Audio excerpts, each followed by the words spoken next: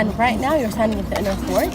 So once you go inside, you get to know more about the historical experience of QASR Al HOSN and get to know more about the Banya tribe. And once you leave, you get to go to the outer palace, it's right there.